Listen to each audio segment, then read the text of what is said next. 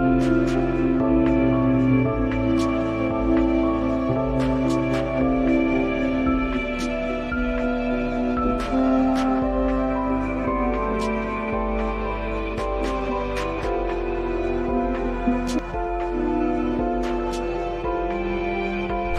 ఆదిలాబాద్ జిల్లాలో అకాల వర్షానికి ఇటు ఈదురుగాలుల బీభత్సానికి వేలాది ఎకరాల్లో పంట నష్టం జరిగింది.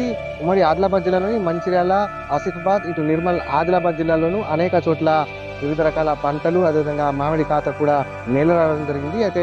అయితే మనం ప్రస్తుతం ఆదిలాబాద్ జిల్లాలోని శంకర్గూడ అనే గ్రామ శివారులో ఉన్నాం. అయితే మొక్కజొన్న పంట అనేది పూర్తిగా ఈదురుగాలుల బీభత్సానికి నేల కొరిగినటువంటి పరిస్థితి మనం చూడవచ్చు. అయితే ఇక్కడ మరి ఒక పెద్ద మొత్తంలో పంట నష్టం అనేది జరగడం జరిగింది. అయితే పంట నష్టం గురించి మనకి ఇక్కడ స్థానికంగా రైతు ఉన్నారు, వారిని అడిగి తెలుసుకుందాం. చెప్పండి, మీరు ఎన్ని ఎకరాల్లో పంట సాగు చేశారు, ఎంత పంట నష్టం జరిగింది?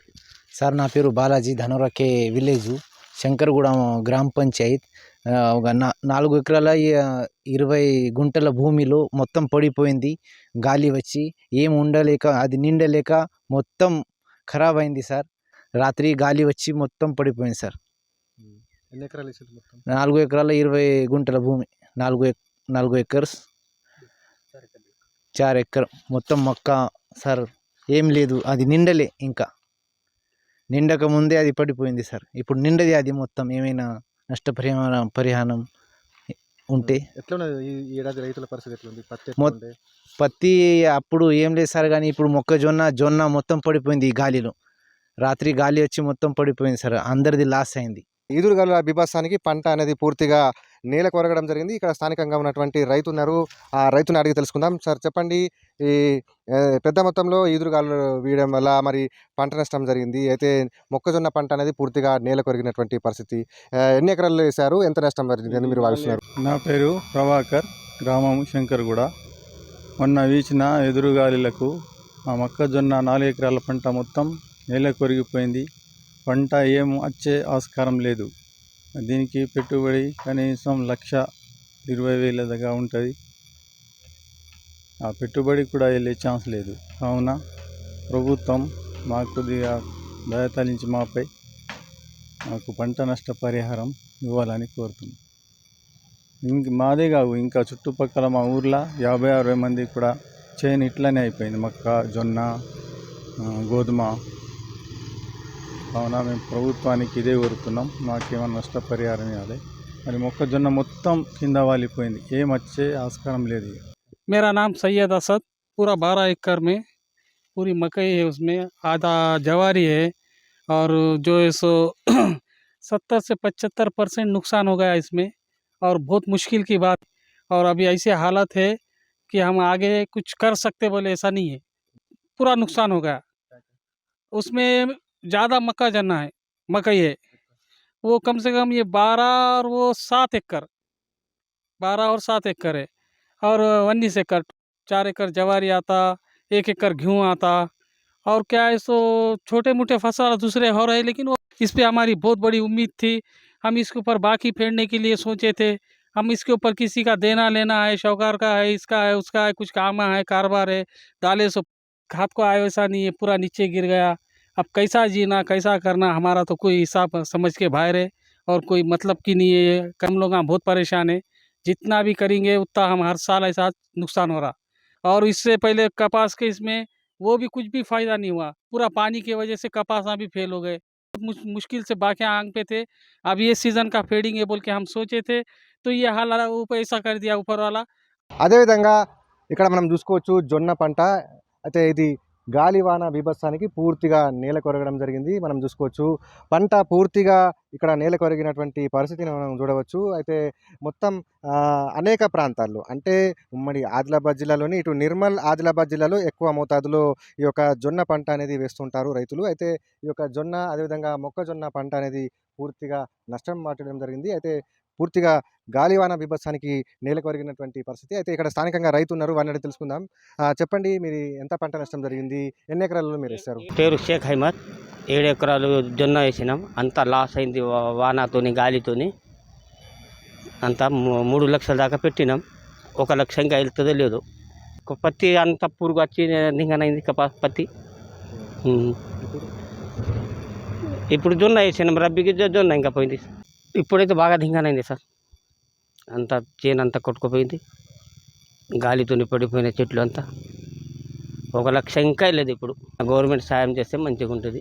ఉమ్మడి ఆదిలాబాద్ జిల్లాలో పంటల నష్టంకు సంబంధించి మరిన్ని వివరాలు స్థానికంగా ఉన్నటువంటి రైతు స్వరాజ్య వేదిక జిల్లా అధ్యక్షులు ఉన్నారు, వారిని అడిగి తెలుసుకుందాం. చెప్పండి, ఉమ్మడి జిల్లా వ్యాప్తంగా ఎంత మేర పంట నష్టం జరిగిందని భావిస్తున్నారు? దాదాపుగా మొన్న 24 అర్ధరాత్రి కురిసినటువంటి వర్షపాతం, అదేవిధంగా 30 నాడు అర్ధరాత్రి ఆ తెల్లవారుజామున పడినటువంటి వర్షానికి వర్షంతో పాటు ఎదురుగాలు పడడం, ఎదురుగాలు రావడం ద్వారా ఇవాళ రైతులు పండించేటటువంటి పంటంతా కూడా నేల కొరిగి కింద పడిపోయినటువంటి దృశ్యాలు మనకు కనబడుతున్నాయి. ఒకటి ఆదిలాబాద్ జిల్లాలో, ఉమ్మడి ఆదిలాబాద్ జిల్లాలో చూస్తే కొన్ని వేల ఎకరాలలో నష్టం జరిగినటువంటి దాఖలాలు వ్యవసాయ శాఖ ద్వారా తీసుకున్నటువంటి సమాచారం. మరొక పక్క ఇవాళ కేంద్ర ప్రభుత్వం ప్రవేశపెట్టినటువంటి ఫసల్ బీమా ఇంప్లిమెంట్ చేయకపోవడం ద్వారా, అదేవిధంగా రాష్ట్ర ప్రభుత్వం ప్రత్యేకమైనటువంటి పంటల బీమా పథకాన్ని అమలు చేస్తామని చెప్పి అమలు చేయకపోవడం ద్వారా ఇవాళ రైతులు నానా ఇబ్బందులు పడి వాళ్ళ పంట నేల కొరిగిన ఈ పంట రానటువంటి పరిస్థితి. ఇప్పుడు చూస్తాం కంకులు చూస్తే మొత్తం నేలవారిపోయింది, ఎదురుగాలులతో పడిపోయినటువంటి దానిని రైతులు దీన్ని పైకి ఎత్తలేక కిందనే నేల మీదనే పోయి ఇది దాదాపుగా తడిచిపోయి ఈ మొక్కజొన్న కూడా పంట చేతికి రానటువంటి పరిస్థితి కనబడుతుంది. మొత్తం అదేవిధంగా ఈ తెల్లజొన్న అయితే విపరీతమైనటువంటి దాన్ని భూమిలో ఉన్నటువంటి తేమ శాతాన్ని దాని కంకికి రావడం ద్వారా అది మొత్తం బూజు బట్టి అది చెడిపోయేటువంటి పరిస్థితి ఉంది. ఇప్పటికైనా కేంద్ర రాష్ట్ర ప్రభుత్వాలైనా రైతుని పాలేరుగేసేటువంటి ప్రభుత్వాలు చేస్తున్నాయి, కానీ రైతును బాగుపరిచి రైతుని ఆర్థికంగా డెవలప్మెంట్ చేద్దామని చెప్పేసి పరిస్థితి ఎలాంటి కూడా కాలేదు. కానీ ఇవాళ చూసినటువంటి ఇవాళ రాష్ట్ర ప్రభుత్వ పరిధిలో పంటల బీమా పథకాన్ని అమలు చేయకపోవడం ద్వారా ఇది జాతీయ ప్రకృతి విపత్తు ద్వారా జరిగినటువంటి సంఘటన, ఏ రైతు కూడా చేసినటువంటి సంఘటన కాదు. ఇవాళ దీన్ని కేంద్ర ప్రభుత్వం దూరదృష్టితో చేసి దీన్ని మళ్ళీ సర్టిఫై చేసేటటువంటి అవకాశాలు ఉన్నాయి. దీన్ని ఇక్కడ స్థానికంగా ఉన్నటువంటి అగ్రికల్చర్ డిపార్ట్మెంట్ కూడా ఈ రైతులు ఎంత చెప్పినా కానీ వాళ్ళు ఇప్పటి వరకు రాకుండా, వాళ్ళు క్రాప్ బుకింగ్ అడిగినా కానీ క్రాప్ బుకింగ్ చేయలేనటువంటి పరిస్థితిలో ఉంది. కానీ ఇంత జరిగినా కానీ స్థానిక ఏవో కానీ స్థానికంగా ఉన్నటువంటి డిఓలు కానీ ఈ పంటల యొక్క పరిశీలన చేసి ఈ పంటలకు ఇంత జరిగిందని చెప్పి అప్రెచ్మెంట్లు అయినా వాళ్ళు సర్వేస్ అయినా చేసేటటువంటి దాఖలు ఉంటాయి. కానీ అది ఇప్పటి వరకు కూడా పంట పొలాన్ని పరిశీలన చేయకుండా వాళ్ళ అప్రెచ్మెంట్ ఆఫీసులలో కూర్చోండి వాళ్ళకి గింత డ్యామేజ్ అయింది, మొక్కజొన్న గింత డ్యామేజ్ అయింది, అదేవిధంగా తెల్లజొన్న గింత డ్యామేజ్ అని చెప్పేసి వాళ్ళు పేపర్ మట్టకే చెప్తున్నారు తప్ప కానీ ఫిజికల్గా రైతు యొక్క పంట పొలాలకు వచ్చి పరిశీలన చేసి ఇది 4 ఎకరాల 20 గుంటలు ఇస్తాయి, దాదాపు 4 ఎకరాల పంట నష్టం జరిగినట్టు కనబడుతుంది. కానీ రైతు ఇవాళ పంటను చూసి తట్టుకోలేక ఏడవలనా ఉండాలన్నా కూర్చోవన్నా తినడానికి తిండిపోదు, పంటను మిదిరాదు. ఇవాళ రాష్ట్ర ప్రభుత్వం ఏదైనా కొంత ఒక ఎకరాకి 20,000 రూపాయలు నష్టపరిహారం ఇచ్చినట్టయితే అతని ఒక మనోధైర్యం కల్పించినటువంటి అవకాశం ఉండేది. కానీ ఇప్పుడు రాష్ట్ర ప్రభుత్వం పరిధిలో ఉన్నటువంటి అగ్రికల్చర్ డిపార్ట్మెంట్ రాలేదు, ఇవాళ కేంద్ర ప్రభుత్వం ప్రవేశపెట్టినటువంటి ఫసల్ బీమా ఇంప్లిమెంట్ చేయకపోవడం వల్ల రైతులు నానా ఇబ్బందులు పడేటటువంటి పరిస్థితి దాపురించింది. దీన్నైనా రాష్ట్ర కేంద్ర ప్రభుత్వం గుర్తించైనా ఇప్పటికైనా జాతీయ ప్రకృతి విపత్తు ద్వారా పరిగణలోకి తీసుకొని ఈ రైతుకి ఎకరానికి 25,000 పంట నష్ట పరిహారం ఇవ్వాలని చెప్పేసి కేంద్ర రాష్ట్ర ప్రభుత్వాలు డిమాండ్ చేస్తున్నాం.